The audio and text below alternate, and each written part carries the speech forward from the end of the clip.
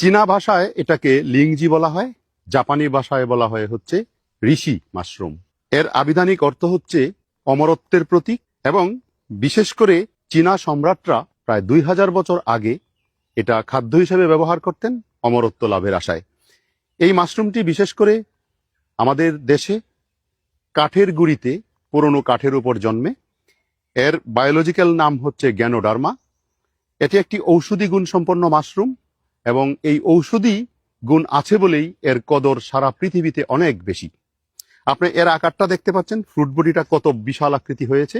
দীর্ঘ জীবন ও রোগ প্রতিরোধ ক্ষমতা বৃদ্ধিতে সহায়ক গ্যানোডার্মা মাশরুমে রয়েছে পলিস্যাকারাইড, ট্রাইটারপিন, অ্যান্টিঅক্সিডেন্ট, যা শরীরের ইমিউন সিস্টেমকে শক্তিশালী করে এবং কোষের সুস্থতা বজায় রাখতে সাহায্য করে।